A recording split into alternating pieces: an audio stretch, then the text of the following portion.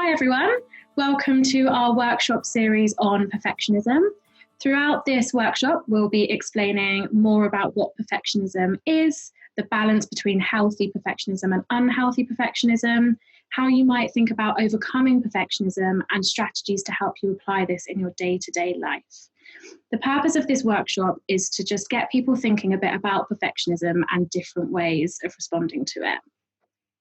So this workshop has been created in collaboration with the UCL Psychology and Languages Department, the NHS and the iCope service, which is the Improving Access to Psychological Therapy service within Camden and Islington.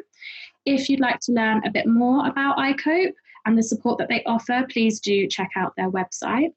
And just to introduce ourselves before we start, my name is Katie and I'm a trainee clinical psychologist currently on placement across both the iCope service and the PsyCup team at UCL.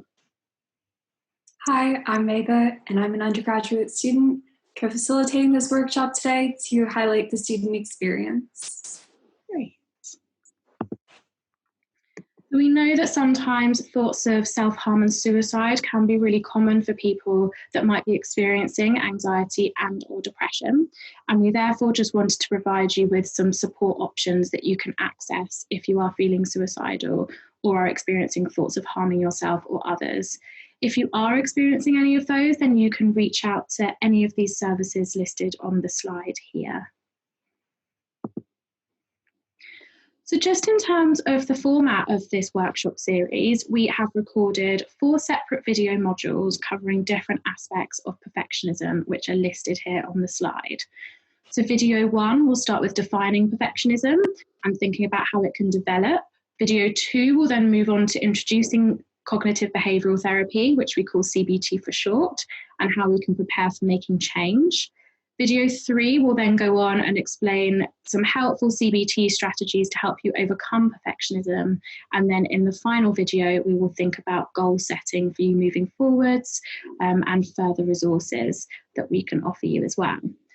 Throughout the videos, there will be references to handouts that you can download to look through and fill out if you wish to while you're going through them. We'll also encourage you to pause and reflect sometimes within the videos and especially in between each separate video as well.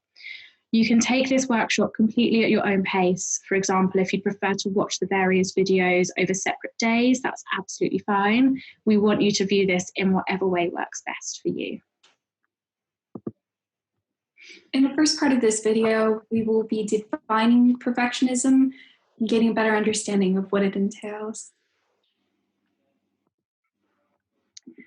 So what is perfectionism? So perfectionism really is a term that's commonly used in everyday life. It can function very differently for each individual person, but here we have one overarching definition from Ros Shafran, who has done a wealth of research into perfectionism. So in terms of her definition, we can think of perfectionism as the setting of and striving to meet personally very demanding standards that are self-imposed and relentlessly pursued, despite this causing problems. It involves basing one's self-worth almost exclusively on how well these high standards are pursued and achieved. Perfectionism affects various aspects of life and is really common across the student population. We place significant pressure on ourselves to almost do it all, to meet the various demands of university assignments, sometimes maintaining a job, and even socializing. Some people, perfectionism may be present and cause difficulties in some or many aspects and areas of their life. It's really common for perfectionism to extend across multiple areas of someone's life. However, it may be working helpfully in some areas for you and unhelpfully in other areas.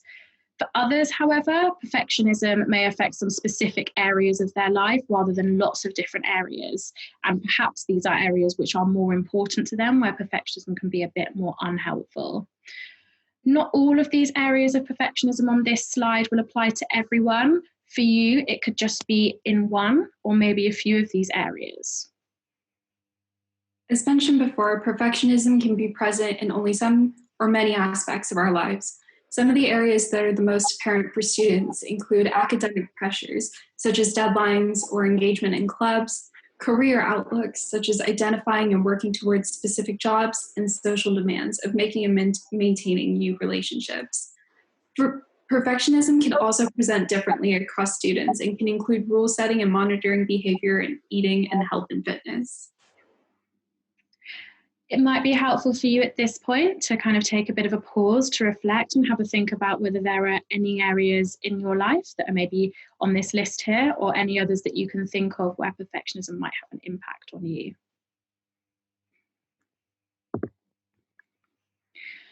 So in general, when we think about perfectionism, the standards we set are often self-imposed. If we are basing our self-worth on whether we have achieved these self-imposed standards, it can sometimes cause negative emotional reactions. There are three main parts of perfectionism, which we will go through on this slide as listed. So firstly, we've got the personally demanding standards and self-criticism. So there's no easy way to define what a high standard is, as what may seem like a high standard to one person might not be for a different person. But when someone has perfectionism, these standards are very demanding and difficult for that person to attain, and they can often then become self-critical when they don't meet these high standards. For example, we know lots of university students are expected to take part in internships, and sometimes we don't get accepted to the most coveted placements. This might make us feel bad about ourselves and our abilities as we choose to focus on the negatives and sometimes blame ourselves for the circumstance. The second part of perfectionism is where we're thinking about striving to meet these demanding standards despite it having negative effects sometimes. So these negative and sometimes adverse consequences could be, for example, emotional ones, for example, experiencing anxiety. They could also be physical, which might be really struggling with your sleep. They could be social, for example, isolating yourself or withdrawing from social activities. And sometimes they can be cognitive as well, so they can affect things like our concentration. Sometimes we feel like our best effort is spending all of our time in the library, pulling all-nighters and not eating regularly, or feeling guilty for taking a break to sleep. And then the third part of perfectionism is basing self-evaluation on the high standards held. So this is the idea that judging your self-worth on what you do rather than on who you are as a person. So at this point, you might be thinking to yourself, yeah, I understand this about perfectionism, but doesn't everyone try and achieve goals and standards? Surely it's a good thing and it's a normal part of life. And a really important message that we want to get across to you in this workshop is that there are absolutely good parts to perfectionism, which the research in general calls a healthy pursuit of perfectionism and a healthy pursuit of excellence. When perfectionism is healthy, it can help us to achieve our goals in a healthy way and help us feel proud like we've achieved something without it having a significant negative impact on our mental health. There are also damaging and negative aspects to perfectionism, which is what we want to try and reduce through providing you with some resources and information in this workshop. These unhealthy aspects can lead to negative self-critical thoughts, emotional difficulties such as anxiety or depression, and unhelpful behaviours. To think about the difference between healthy and unhealthy perfectionism, it's often really useful to think of it like on a continuum scale, like demonstrated on the slide here. So in some areas already in our lives, we might be at one end of the scale. In another area, we might be on the opposite end of the scale. And for some different areas, we might be in between the two as well. People may move up and down the continuum with perfectionism in different areas of their life, but it's when it falls towards the unhealthy end is where we may want to start to take some action. An example of perfectionism in seminars can often include discussion groups. We're often encouraged to contribute to discussion. The unhealthy effects of perfectionism can include getting swept up in our fear of making mistakes that we avoid offering our opinion, while the healthy side of perfectionism would be holding oneself to a good standard, but recognizing the value of our contributions. And now we'll be talking about how perfectionism is developed and maintained. Great. So far, we've spent some time defining and understanding perfectionism a little bit more. And I think what we can take from that is that it can be quite complex and a bit difficult to kind of unpin sometimes, given that it can be both healthy and unhealthy in different areas of our lives. You might not be sure at this point if you have unhelpful perfectionism that's having an impact on your mental health, but we do have a handout for you called Do I Have Perfectionism? This is for you to have a look at in between video 1 and video 2. It can be useful to just have a look through this questionnaire, fill it out a little bit with yes or no answers, to see if you might have aspects of perfectionism that are unhelpful. But just remember that this isn't a diagnostic tool. It's just to give you a bit more of an idea for if perfectionism is causing you difficulties in any aspects of your life.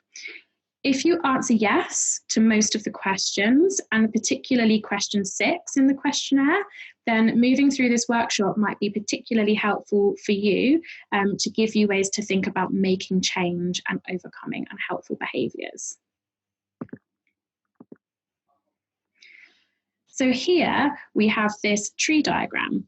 And when we are thinking about the development of perfectionism, it can usually, research tends to suggest that it develops through a combination of our nature, which is our genes, and nurture, which encompasses things like your upbringing, relationships with significant other people, such as family members or friends, and life events, for example. So you can see on the slide here that nature and nurture fall under our tree here on the screen, which represents the roots of how perfectionism might then grow up and affect us in the here and now. It can be maintained through the interaction between the way we think, so our thoughts, the way we feel, our emotions, the way we behave, what we do, and also our physical sensations, which here represent the branches on the tree that have formed under the influence of the tree's roots growing up. In each of these areas, there can be negative consequences that can have an impact on our mental health. These 4 areas, so the thoughts, emotions, physical symptoms, and behaviour, and the interaction between these 4 different parts, form the basis of cognitive behavioural therapy, which has been shown to be a successful approach in tackling perfectionism. So in the next video, we will introduce cognitive behavioural therapy, which for short we will call CBT, in a little bit more detail and start to think about preparing for change.